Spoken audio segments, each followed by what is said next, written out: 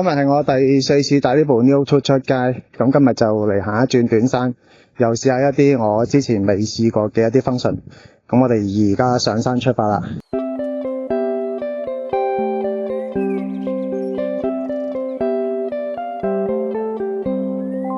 呢部嘢其實就唔係我買嘅，係朋友送嘅。咁所以喺我不知情嘅情況下呢，就入咗呢部長飛套裝啦。咁但係如果淨係俾我玩嗰啲 default 模式呢，我覺得係唔夠喉嘅，始終都係要配翻個圖傳同埋 control。咁其實圖傳同 control 我已經入咗噶啦，即係等天氣好就係今日啦。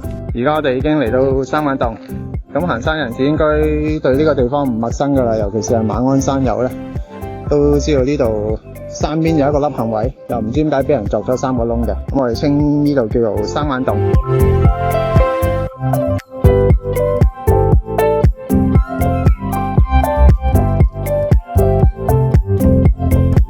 就係呢3個窿啦。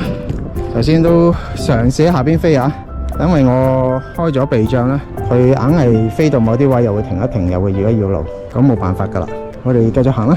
今日呢，其實我嘅目標呢就係上半坳嶺啦，去到最高位落翻去燒烤場啦，然之後去完燒烤場呢，我就可能會落去烏溪沙嘅，隨時改變行程啊！因為呢一條片去邊度拍幾耐呢？好睇嗰啲電可以頂幾耐啊！上一條片大家都知道我拍到一半就要被迫暫停。Battery level is low. 係知道啦。Aircraft will return to the home point in 10 seconds. 行下半山啦，我見到有谷位呢，應該嗰個信號咧就冇遮擋，我試下飛個谷位先。咁而家係我首次飛行，真係完全新手啊！祝我成功啊！咁我哋開始起飛，飛去前面嗰個谷位。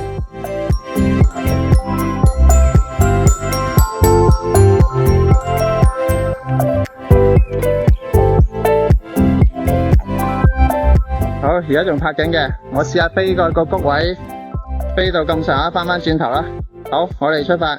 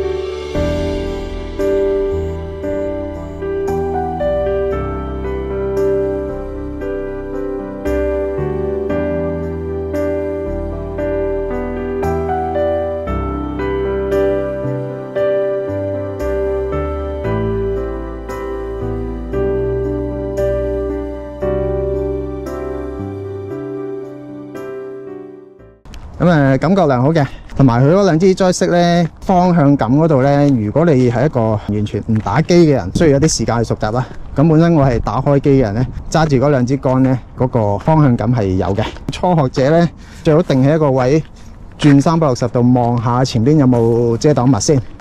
如果冇嘅，咁你咪盡情踩住個油門飛咯。好，咁呢度就係今日帶上嚟嘅裝備。上一條片呢，我就帶咗小米嘅10000 mAh 嗰個 power bank 啦。咁我發覺呢，其實號稱嘅10000 mAh 呢係差到大概4粒電左右嘅啫，你當。咁基本上如果加減數，小學生都識噶啦，差滿4粒電應該就用唔盡10000噶。咁但係最終嘅結果係咁樣啦。咁所以呢，心心不忿呢，就上網咧又淘咗個20000。今次上山我仲帶咗呢個 Freewell 嘅 NDPL。顧名思義，佢就有減光嘅作用啦，加埋 PL 咧就會有啲 CPL 嘅 function。有機會去到一啲海面咧，可以 filter 走一啲水面嘅反光嘅。咁你山上邊試唔到啦，咁我哋就試下佢個 ND 先啦。嗱，而家係1點零鐘晚太陽時分啦，咁我哋或者落個 ND16，咁我哋試下飛下睇下落咗 ND 嘅畫面會唔會實淨啲啊？開始就玩下佢嗰啲衝天啊，或者環繞跟隨啊嗰啲啦，睇下拍出嚟嘅片係咪真係會實淨啲啦？唔係衝天，我玩漸遠先。3、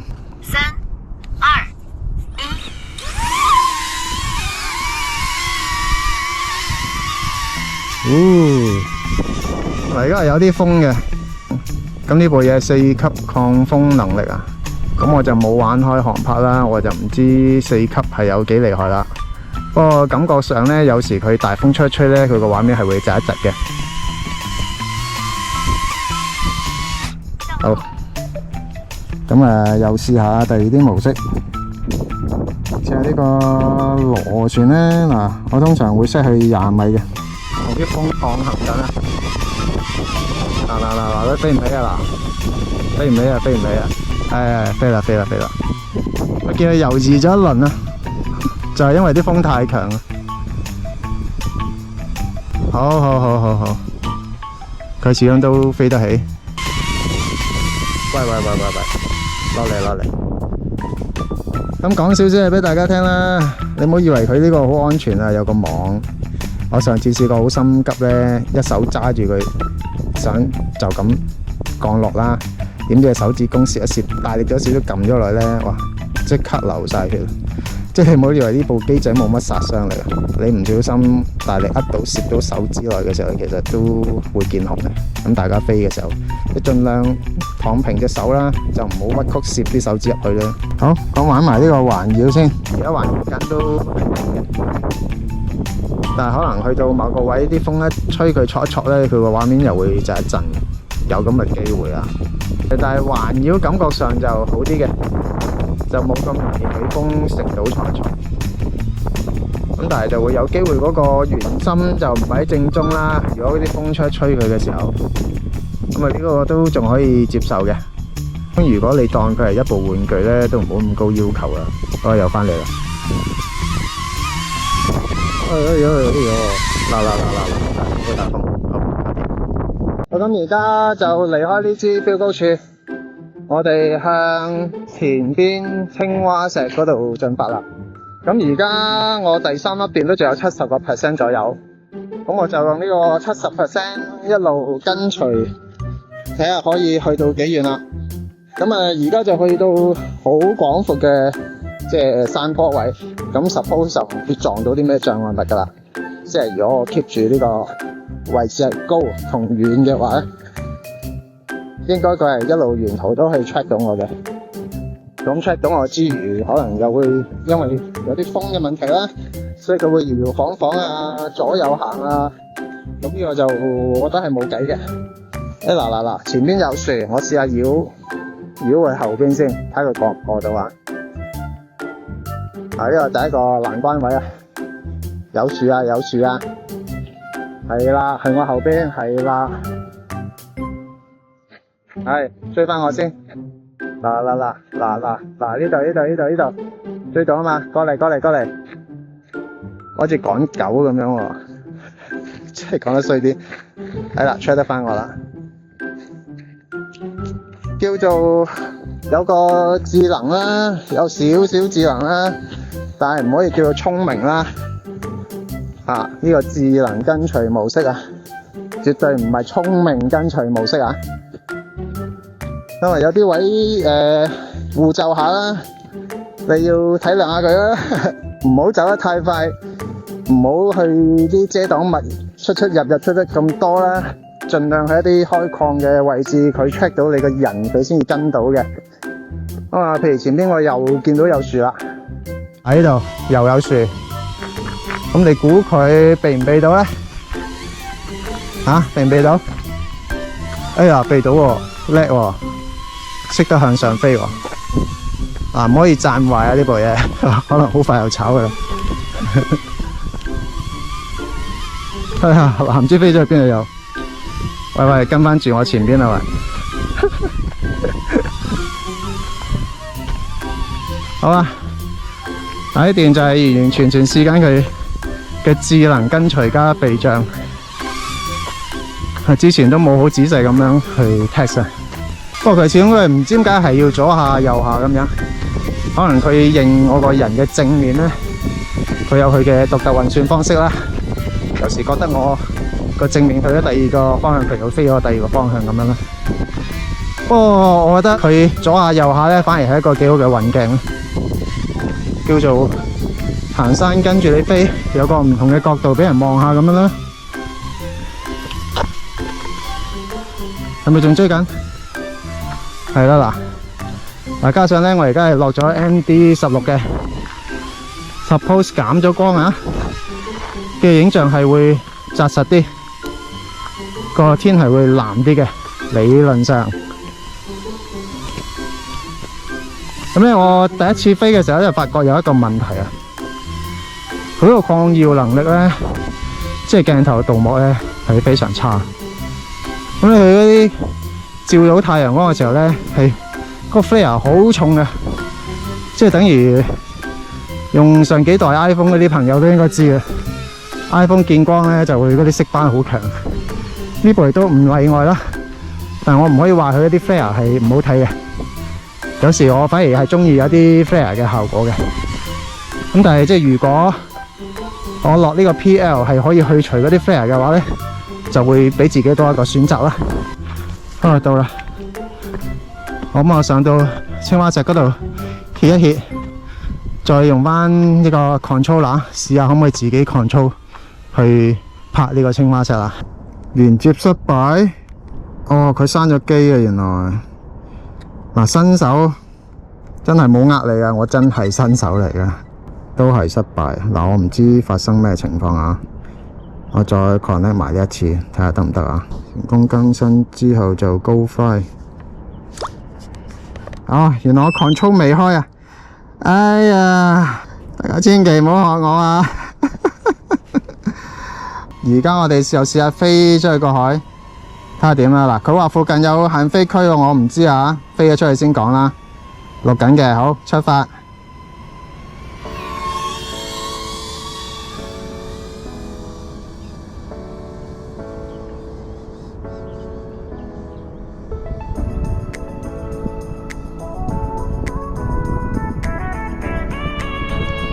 會唔會係馬鞍山繞道呢度唔飛得呢？我估去到球場嗰度可能已經冇電㗎啦，去到700幾米啦。好，900幾，我哋以呢個球場為終點啦。我相信未必去得到啦。睇過咗1公里啦喎。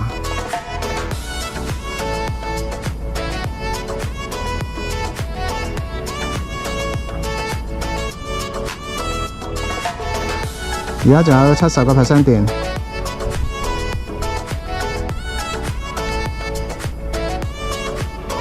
哇，1200米啦！我估唔到飛到咁遠喎。好啦，唔試咁遠啦，返轉頭啦。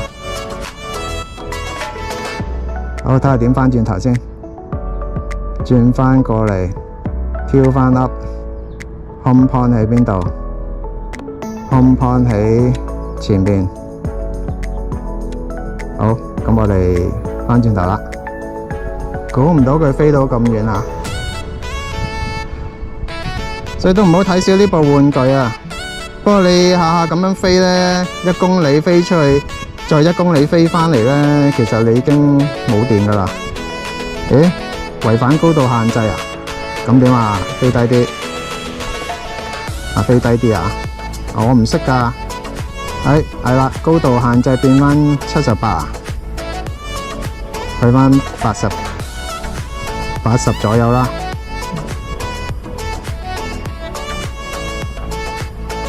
好，我哋都返緊嚟啦。而家電剩返50幾個%。返到嚟之後呢，我仲想佢圍住青蛙石繞個圈咁樣啦，睇下夠唔夠電啦。好，差唔多啦，差唔多啦，差唔多啦，仲有500米。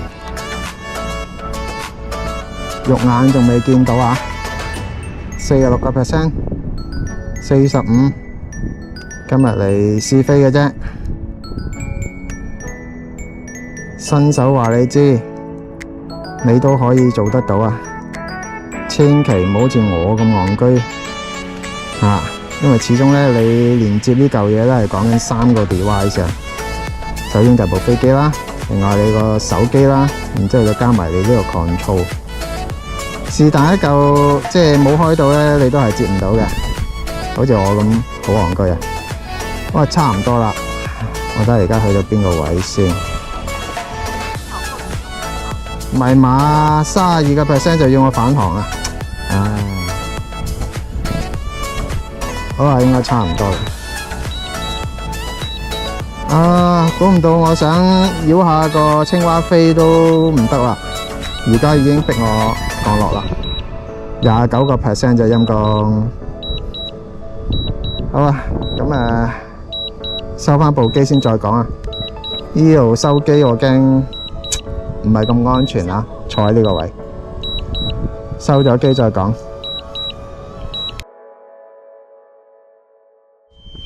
我而家係救機啊！哇，我完全唔識得降落啊！所以我係新手，冇呃你嘅。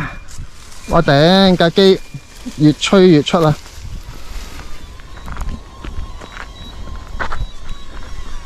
嗱，我等佢冇電自己降落啊！我等你冇電跌落嚟啊！你行前多少少啦，唔該。好啊！頭先嗰度呢架飛機返航嘅時候呢，認唔到我 exactly 嗰個位置呢，我伸手都攞唔到啊，變咗要喺半空呢，懸空等到佢冇電先至自動降落呢，我先執得翻部機，有驚無險。咁而家我就換咗個位置咧，比較平坦少少啊，叫做如果佢真係有少少偏差，我都仲可以去執得翻啊。咁我喺呢度再試下飛多一陣。而家已經係第5粒電啦，話咁快啊，真係好唔襟啊啲電。好，起飛。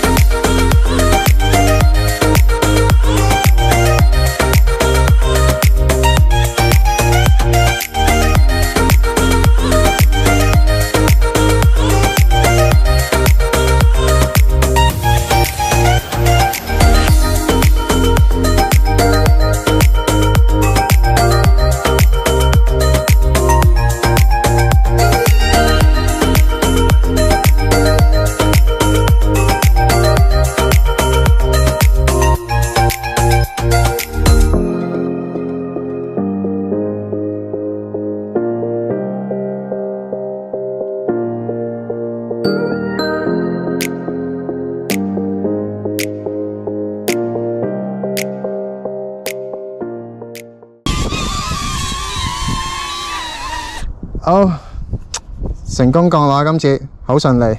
咁前邊我相信都冇咩好拍噶啦，咁我哋收拾下啲嘢先，邊行邊講。咁其實呢啲電就真係去得好快。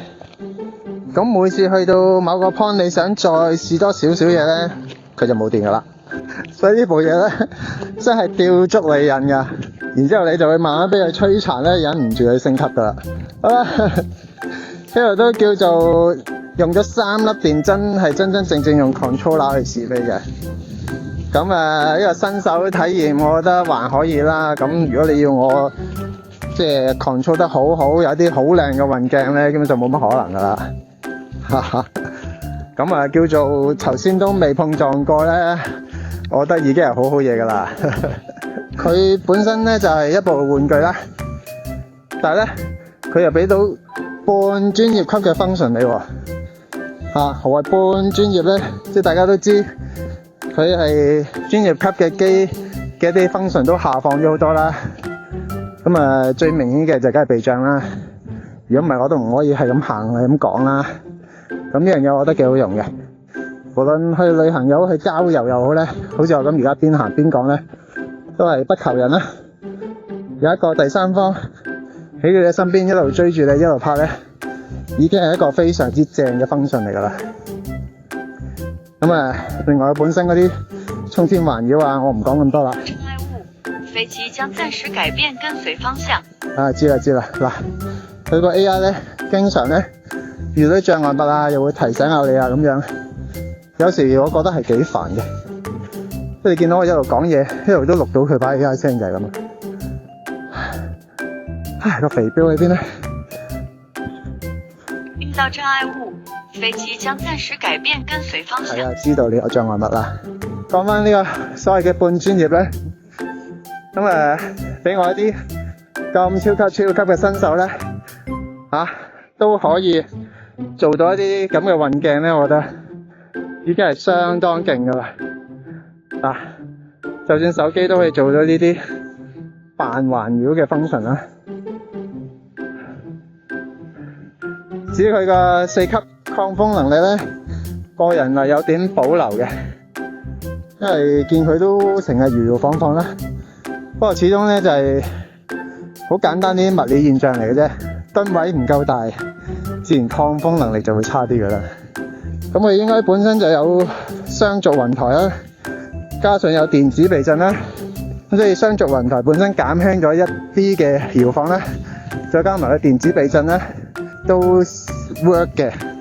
只不過間唔中你會見到嗰個動作太大嘅時候就會窒一窒、閃一閃，就好似用緊 GoPro 夜間模式拍嘅時候咧，嗰個防震就有少少失效，但係都唔緊要嘅。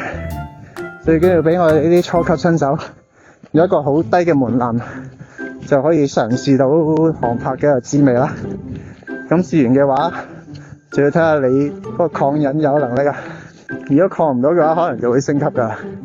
好啦，我相信上到支肥標又要換電噶啦。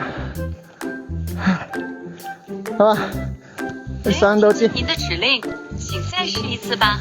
係啊，唔係同你講嘢啊，係佢嘅 AI 成日以為我同佢講嘢。哇，真係咪行錯路啊？好，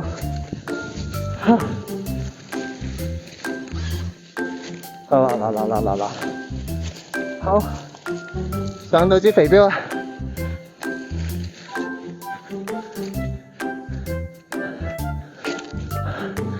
可能佢認唔到我啦啩？老師，請保持目標在畫面內。喂，呢度啊，嗱甩咗啦。咁嚟到支肥標，咁所有電都未滿啦，咁我就唔喺度飛啦，係咁依掃一掃半拗靚個景色，望下，然之後就可以走啦。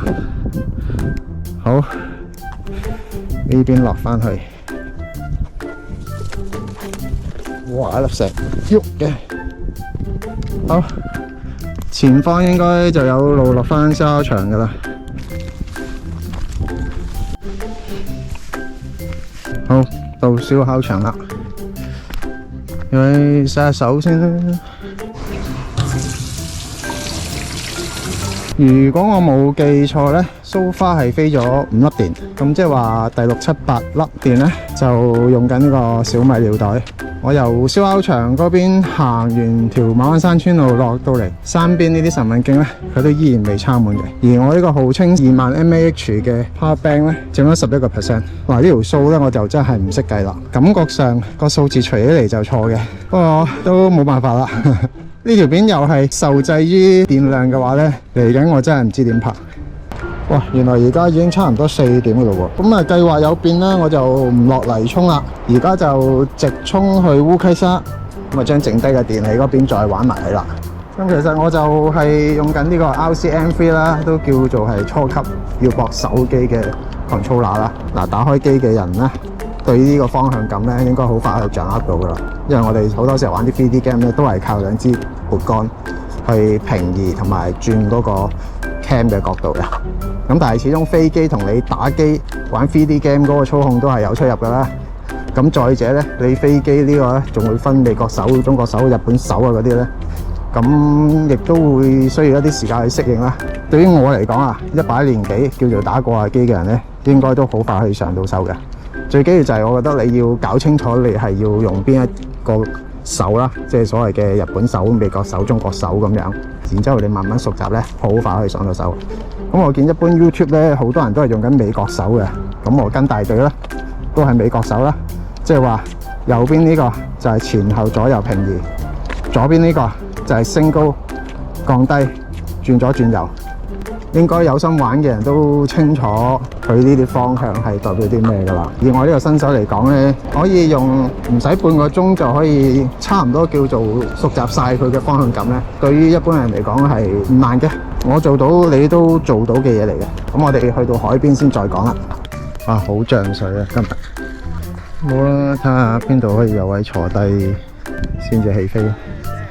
嚟到烏溪沙呢度呢，我再飛多咗4轉，設定係普通檔，開啟全向避障加埋錄製呢個4K 30格嘅影片。每一轉嘅飛行時間呢，大概只係得8分鐘左右，扣除咗強制自動返航大約嘅3分鐘時間，自由飛行同錄影嘅時間每轉大約就只有5分鐘。我真係唔明官方聲稱嘅19分鐘最長飛行時間係點計算出嚟嘅，或者佢嘅意思就係全部功能都唔開唔錄影，直飛一粒電係可以飛到19分鐘啩？想有更好嘅飛行體驗呢，唯一出路就係升級啦。不過呢啲都係後話。喺度要提一提幾個新手要注意嘅 setting。首先，輔助飛行裏邊嘅避障係必須要開嘅。so far我全部都係選擇繞行，架航拍機就會根據當時嘅地形呢，選擇最好嘅路線繞過障礙物。我認為呢個就係 Neo 2最值得讚嘅賣點啊。其次，輔助線係必須要開嘅，開咗就有助你分辨畫面嘅中心位置，同埋方便大家拍攝構圖啊。返航嘅時候呢，亦都有助大家向住 home point 直線飛行嘅。返航高度就要留意下回程嘅路線有冇建築物，高度 set 到高過建築物呢就安全噶啦。而最大高度呢，建議新手直接 set 去90米，因為根據現時嘅條例呢，甲二類嘅飛手最高飛行高度呢都係限制喺90米噶。最後過步提示就唔建議你打開嘅，因為打開咗後呢，高光位會出現斑馬紋，都幾影響你監測住飛行嘅狀況噶。講到飛行技巧呢，我作為一個新手，仲要第一次用 controller 呢，就冇咩好分享噶啦，只係建議大家好好運用佢嘅 tracking。當你 track 住一個目標嘅時候呢，飛機嘅鏡頭呢就會全程指向目標。咁嗰啲漸遠啊、衝天啊、環繞啊、螺旋啊，就好容易自己用 controller 都實現得到噶啦。最後提一提呢，如果你想啲運鏡比較絲滑 smooth 嘅話呢，嗰啲撥桿啊同撥輪啊就唔好推得太盡啦，每下都要細力咁推呢，咁個鏡頭先唔會轉得太快。好啦，講咗咁耐，其實我都只係試到一啲初級入門嘅皮毛知識。不過現今嘅無人機操控呢，已經非常之成熟同 user friendly 啊！就算係我呢個新手，而且係初級嘗試呢，已經可以拍得出10年、8年前大卡士嘅製作。最後我就將所有烏溪沙拍到嘅片段剪輯成一段短片作為結尾。我做得到，你都做得到。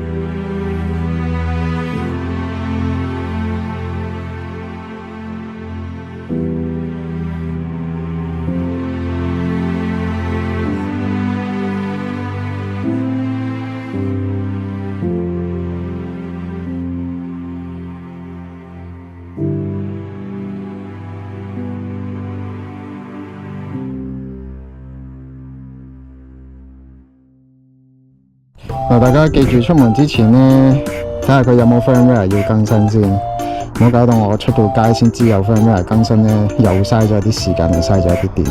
頭先又唔一次過更新晒，而家佢又話有嘢要更新，都未起飛佢又話要更新。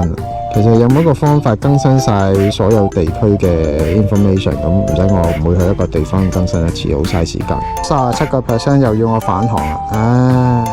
即係話咧，你連手機嘅話咧，嗰個距離唔遠咧，佢15% 就強制返航。你連咗 control 咧，應該就大概35% 咧就強制返航啦。電量低，請及時返航。飛機電量低，飛機電量低，飛機電量低，飛機電量低，10秒後自動返航。整體嘅體驗我用4個字形容，就係到喉唔到肺。咁暫時我都未想升級住嘅。